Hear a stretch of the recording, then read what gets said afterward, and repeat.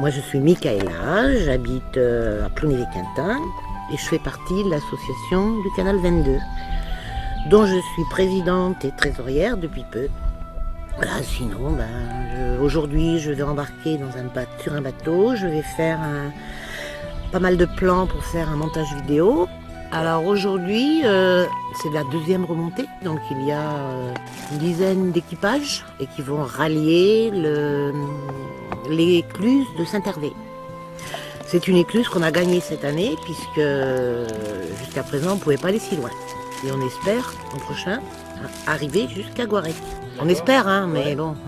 Quel est le but? Le but c'est d'arriver à ce que tous les bateaux de plaisance puissent se promener sur le canal et faire revivre un peu ce canal qui dort un petit peu, dans notre coin en tout cas. Voilà, c'est ça le but et on va y arriver. Hein. En tout cas moi c'est la première fois que j'embarque, je suis ravie. Tu embarques sur quel bateau? Sur le bateau du frère à Patrice. Alors je sais pas le nom, voilà. Tiens regarde, voilà, ils arrivent. Donc alors avant tout c'est pas une course. Parce que notre but, vous le savez peut-être pas tous, mais notre but c'est quand même de remettre le canal de Nantes à Brest en navigation en Côte d'Armor. Chose qui était encore interdite l'année dernière. Donc on a quand même pas mal progressé. L'année dernière on est arrivé au pied de l'abbaye de Beaurecourt. Et cette année on va passer l'écluse de Beaurecourt. Vous allez voir, les portes sont flambant neuves. Elles ont été posées avant-hier. Donc c'était avec Irak. Hein. On est plus de bateaux que l'année dernière. L'année prochaine, on espère être encore plus de bateaux. Et ainsi de suite, comme font les copains du Finistère, qui sont nombreux aujourd'hui d'ailleurs. Donc voilà, nous, notre grand projet, c'est de rejoindre les copains du Finistère par le canal.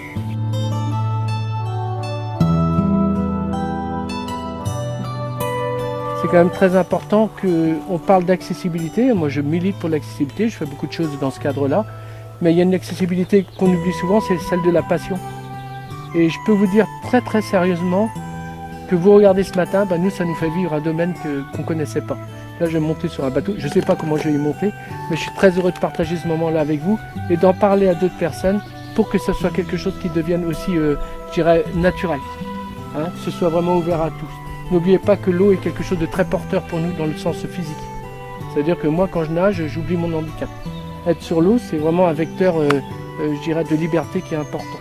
Et voilà ce que j'avais à vous dire. Je ne pouvais pas vous laisser partir aujourd'hui sans vous le dire, et c'est très important. Donc je vous remercie vraiment pour ça, et je remercie Patrick de l'action qu'il mène aujourd'hui aussi. Et évidemment, toutes les associations à travers toute notre région Bretagne. Bravo.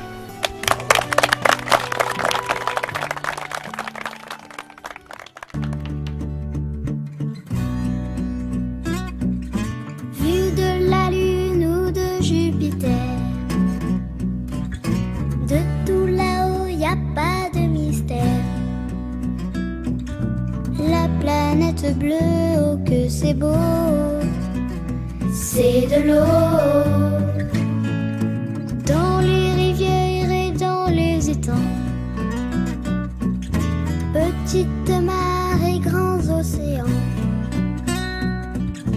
tous les lacs, les torrents, les ruisseaux, c'est de l'eau, c'est de l'eau, quelle que soit la couleur des nuages, jour de pluie, de neige ou d'orage, tous les caprices de la météo, c'est de l'eau, la rosée sur les herbes et les fleurs,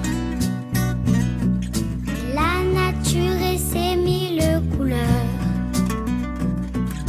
le grand chêne et le petit roseau, c'est de l'eau, c'est de l'eau, c'est de l'eau, c'est de l'eau, et nous sommes matelots sur les flots, tous à bord du même bateau, hissé haut, c'est de l'eau, c'est de l'eau.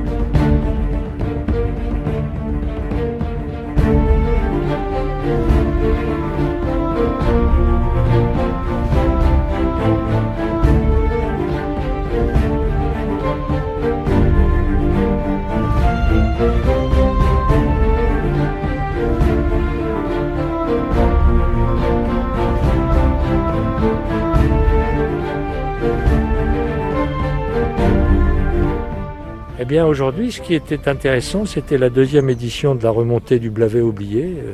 Je pense que s'il y avait 10 bateaux aujourd'hui, il y en aura 20 l'année prochaine. Le canal est navigable. Ce qui a été formidable, ce qui était, enfin pour moi, l'élément déclencheur, c'était la remontée des deux Tchalk. À partir de Brest 2016, ils ont remonté le canal dans la partie finistérienne. Et ça a déclenché un mouvement assez fort de création et de fédération, entre guillemets, d'associations qui ne se connaissaient pas et d'un seul coup qui se sont mis à travailler ensemble, qui se disent bonjour, et disent fais quoi? Ben moi je m'occupe de faire revenir des bateaux sur le canal. Ah bon, t'es où? Ben je suis à Guerlédan. Ah bon, et toi t'es où? Et ben moi je suis à Guarec. Et nous on est où? Et ben on est à Châteaulin. Et tous ces gens-là ne se connaissaient pas et maintenant sont devenus des amis et travaillent ensemble et travaillent aussi en harmonie avec les structures publiques. Donc on travaille en liaison avec les services de la région parce qu'il y a une nécessaire gouvernance régionale à mettre en place.